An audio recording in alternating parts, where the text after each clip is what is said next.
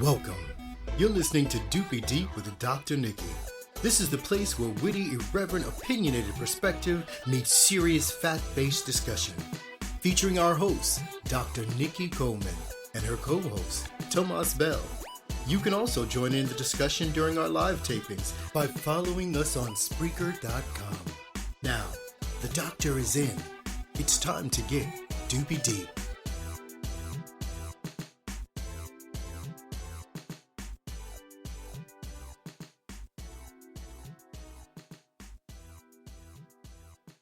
Yep.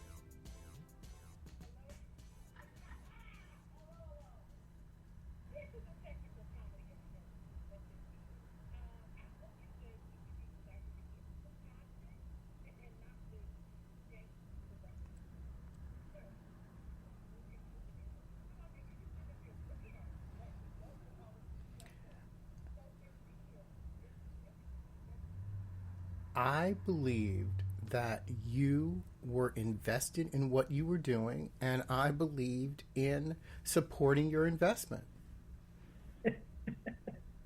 So, thank you all for joining us for this live stream of Doopy Deep with Dr. Nikki and my frustratingly pleasant co-host, Tomas Bell. Would you like to introduce yourself? Well, I'll let you take it away for just a few moments right now. I don't want to quit and just start all over. Thanks for having me on with you today, Dr. Nikki. I'm super excited to talk about racism. Racism is like such a coincidental thing, and it's good to talk about those coincidences as much as possible. So I'm like super excited to be here.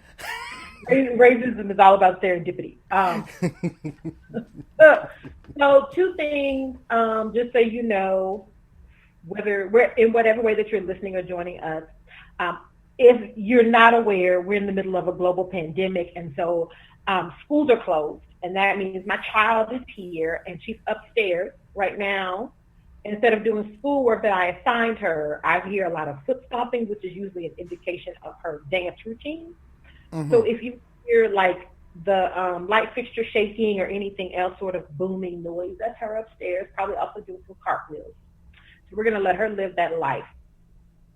And while you also, if you were very lucky, probably not able to hear it, I live in Houston. And for those of y'all that are unfamiliar with Houston, one thing to know about Houston is there are no zoning laws, meaning in most other cities and municipalities, there are kind of laws around what sort of structures, businesses, domiciles, et cetera, can be in relationship to others in certain spaces. And Houston doesn't have that, which means that my neighbors right behind me have two roosters, and it's been Roostergate 2020 this whole time that we have been home for the stay-at-home order. So if you just hear a random crowing of a rooster, just know that it's Houston life. Maybe you just need to get up early in the morning to avoid the rooster crowing. You cannot. That rooster is up before 5 a.m. and goes all day long. And it really is slowly driving me insane. And also Asha is with slowly driving me insane. Thank you, Mary J. Blige, for that lyric. So if you hear either of those things, just work with us. We're live, we're real, it's gritty, it's raw. That's what we're doing. Anyway, let's get to it. Shall we? So today's podcast episode is COVID. What's racism got to do with it? And so I want to talk about health disparities. In my previous career, my previous life as an academician, one of the things that I studied and thought a lot about was health disparities from the lens of actual sexual health, in particular for Black women and sexual health. And so I have a keen scholarly interest in the concept of health disparities. And what I have found through that experience, as well as especially this more recent conversation that we've been having on a national level about health disparities with regard to COVID is that I think there's a lot of just basic misunderstanding about what health disparities are, what they mean, and really what they reflect. Part of what happens a great deal in my experience, Tomas, and I'm interested to hear how you hear the conversation from a non-academic setting. But part of what I hear that's particularly frustrating in the common discourse around health disparities is still this over-reliance on blaming the victim and or putting too much responsibility on the part of the individual and somehow defending against managing around their own health in the context of health disparities. I see that to me as kind of one of those other ways that racism in its structure always is a complicated and compounded experience. So for me, I see that as like this sort of racist ideology that individual, especially in this country, right, that ultimately the individual is responsible for his or her life, well-being, et cetera, right? To me, that's sort of a white supremacist concept to begin with that gets really ingrained in a whole lot of policies, politics, and socio-political beliefs in this country. I think it is particularly deleterious when we start talking about that in regards to this idea around health and well-being. When you hear people talk about health disparities, what are some of the things that how do people talk about it? What are people saying? What's happening in the health disparity street? Well, it's not just one thing. And it really depends upon, the person having the conversation and why they're having the conversation, right? Because sometimes you can utilize the term health disparity to talk about how people don't do enough to pull themselves up by their bootstraps in order to be able to take care of themselves. We still live in a capitalist society in which we believe healthcare, or the upper echelons of healthcare, is directly correlated with your income, directly correlated with how much you put into the system, how much work you do, et cetera, et cetera. So you may have basic health care, but you may not have dental and vision, and that's your fault. Because if you had a better job that gave you those benefits, which is where most of our health benefits come from through our employment, then the key is get a better job, get educated, get a better job, get the job that's going to give you these things, and then you will have this creme de la creme eyeglasses and blah, blah, blah, blah, blah, get your teeth fixed, et cetera, et cetera. That's one thing. And a lot of social... So on that end, right, so then it becomes, you should be responsible for getting great education, which then should automatically lead you to be able to have a quote-unquote middle-class job with good benefits, which should then quote-unquote insulate you and give you quality health care, and you should also have a higher state of wealth. I'm going to change one word in what you said from should to you. Not you should do this, but this is what you need to do. This is this is not a conversation of a hypothetical. It's almost a conversation of, if you don't do this. There's an echo on your end, Tomas. Don't be Teddy. I am going to box you right now. You know the echo is coming from Dr. Nikki's computer. If I put in headphones, would that be better? If you put in headphones, you can block that. Because you got me up in these streets looking at Teddy Riley and you looking like Babyface, and that's not acceptable. So you got to make that change. Go get your headphones. Always be Babyface. The question is, where are they? Thank you, and shout out, and thank you for letting me know that I'm up in these streets looking real. I wanna get with you. I'm not trying to be that one. And she's up there she's up there doing her, I only think of you in 2 occasions. No, we got to change this quickly. We got people listening in on this. So while you're doing that, I'm going to get into this next one. The other important point to keep in mind about health disparity is when social justice warriors talk about health disparity, they're often talking about the intersection of race, class, gender when it comes down to health disparity. You know, when it comes down to something like women's reproductive rights, trans rights. All of these things play into the disparities that exist and why we need to have comprehensive health care that's going to cover all and cover inclusively.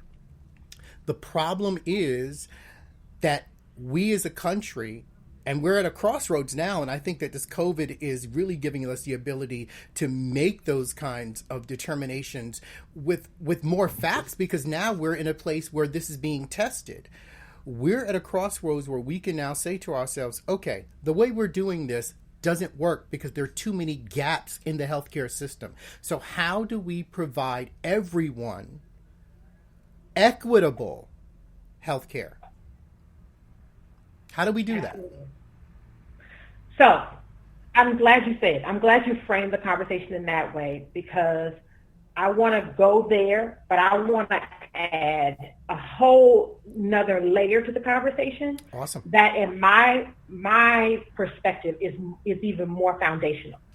Because in what I would summarize what you talked about is a disparity in healthcare treatment. Yes. That is not the same as a health disparity in terms of who gets what the implications thereof of the what that there is, and what are the compounding sort of socio-cultural factors that lead to that. So it's that whole chunk of the conversation that I think is really being left out. Yes. And I want to continue to push, because I do think, for one, I'm always thinking about where's the opportunity for growth out of any sort of tragedy. Because otherwise, in my understanding as a human, I don't want to go through no hard times and suffering if I can't come out with something on the better end. That's psychological. You don't go through the hard times just to go through the hard times, Dr. Nikki? No. I need there to be a lesson learned. And so I think if we don't really push this conversation now, it's a really bad missed opportunity, extremely dangerous missed opportunity. So let's back all the way up. And I'm glad my good doctor, very and public health educated friend, Aisha, is on this live podcast as well. And I don't know if I banned out to you, yes. And so I'm happy to have her either call in or chime in if she's available, if she wants to add the physiological medical lens onto this. I'll talk about kind of my understanding of the psychological part of it. So one of the biggest pieces that's not being had in this conversation about health disparities is the impact of the experience of racism on Black people's health and well-being. Punto. Period. Point blank. The end.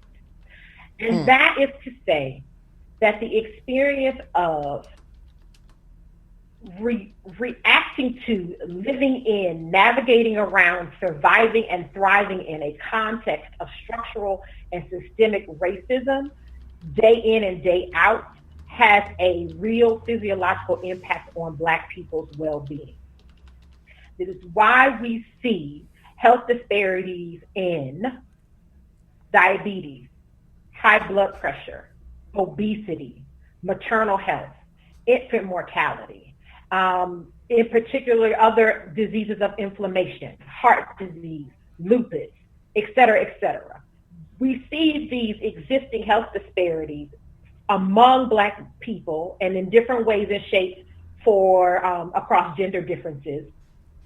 But we see them, and oftentimes when you look at the research, once you account for, so once you hold steady for in the statistical analysis, all of the kind of things that you're talking about, Tomas, in terms of education, in terms of social class status, when you account for those things, you still see health disparity. Yes. And what the social scientist in me knows and understands from that is that it is not about our physiological makeup, but it is about the set of circumstances and contexts that we live in that find us having these disparate health outcomes. So 3 weeks ago, when things started really heating up in Louisiana, which is my home state, that some of the doctors were having this kind of medical conversation, remote conversation about what things might